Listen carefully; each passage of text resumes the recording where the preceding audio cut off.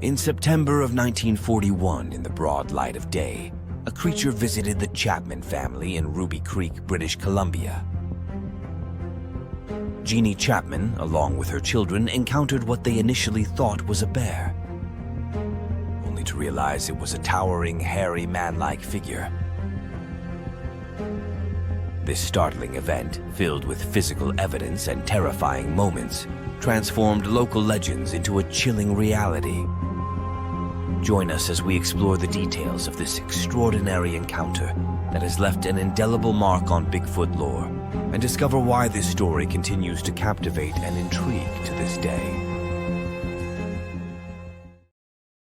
It was around 3 in the afternoon on a sunny, cloudless day when Jeannie Chapman's eldest son, then just 9 years old, came running to the house with an urgent message. He claimed there was a cow coming down out of the woods at the foot of the nearby mountain. Meanwhile, his younger siblings, a 7-year-old boy and a 5-year-old girl, were playing in a field behind the house near the railway tracks. Mrs. Chapman, sensing her son's unusual distress, went out to investigate. What she initially thought was a very large bear moving among the bushes near the railway tracks turned out to be something far more alarming. As the creature emerged onto the tracks, Mrs. Chapman's initial assumption was shattered. To her horror, she realized it was not a bear, but a gigantic man covered with hair. The hair was about 4 inches long and of a pale yellow-brown color.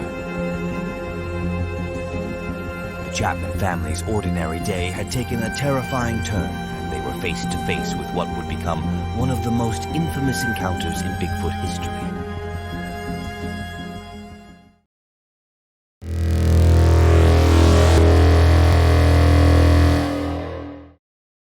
The creature advanced directly toward the house, giving Mrs. Chapman, as she put it, too much time to look at it. She stood her ground outside, directing her eldest son to fetch a blanket from the house and gather his siblings. During this time, the creature had reached the near corner of the field, only about 100 feet away from her. With the blanket in hand, Mrs. Chapman spread it and held it aloft so that the children could not see the creature or be seen by it. She then backed off quickly to the old field and down to the river beach, out of sight. From there, she ran with the children downstream to the village. Mrs. Chapman provided a detailed description of the creature. She estimated its height to be about 7.5 feet tall, judging by the various fence and line posts standing around the field.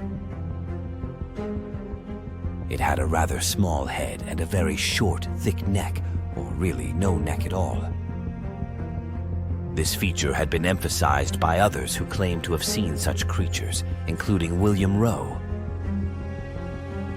The body was entirely human in shape, but was immensely thick through the chest, and its arms were exceptionally long. The creature's shoulders were very wide, and it had no breasts, leading Mrs. Chapman to assume it was a male.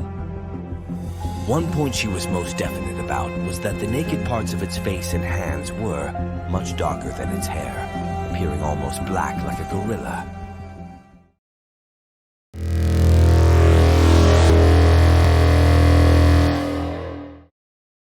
George Chapman returned home from his railroad work that day shortly before 6 in the evening.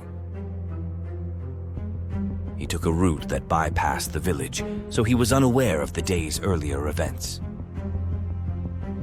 As he approached his house, he immediately noticed the battered woodshed door and enormous humanoid footprints scattered around the property. Greatly alarmed, for he had grown up hearing about the big wild men of the mountains, he called for his family and dashed through the house. He then spotted the tracks of his wife and children heading towards the river. Following these tracks, he found them on the sand beside the river, leading downstream without any giant footprints following. Somewhat relieved, he retraced his steps and stumbled upon the giant's foot tracks farther upstream.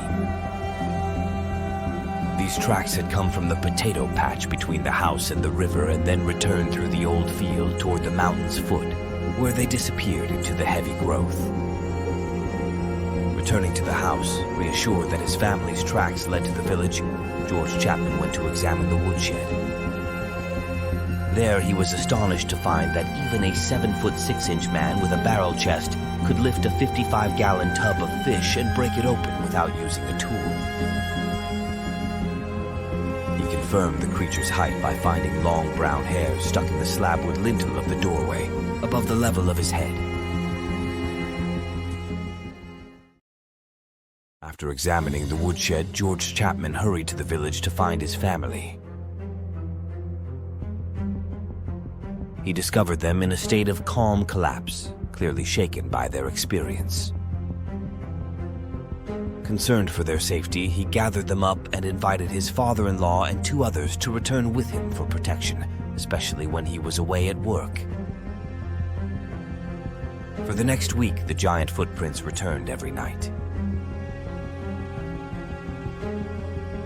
On 2 occasions, the dogs the Chapmans had taken with them set up an awful racket at exactly 2 o'clock in the morning, alerting them to the presence of the creature. However, the Sasquatch did not molest them or disturb the house or woodshed. Despite the lack of direct confrontation, the constant presence of the Sasquatch and the eerie nightly disturbances proved too unnerving for the family. Unable to find peace, they finally made the difficult decision to move out of their home at Ruby Creek and never went back. The Ruby Creek incident remains one of the most compelling and detailed encounters in the history of Sasquatch sightings. The Chapman family's experience, marked by vivid details and physical evidence, challenges the boundaries between myth and reality. Despite their initial terror, their encounter with the Sasquatch left an indelible mark on their lives, influencing their future actions and decisions. Their story, passed down through generations, continues to intrigue and inspire both believers and skeptics. While the truth behind the Ruby Creek Sasquatch may never be fully known, the Chapman's experience adds a significant chapter to the ongoing mystery of Bigfoot. As we continue to explore and investigate such stories, we remain ever curious and open to the possibilities that lie beyond the realm of our understanding.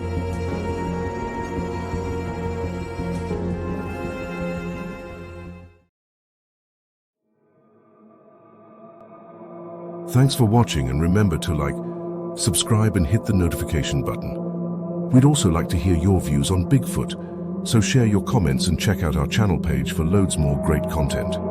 If you'd like to help us to produce and curate more Bigfoot-related documentaries, you can go to the About section of the channel page for links to support our Patreon and PayPal.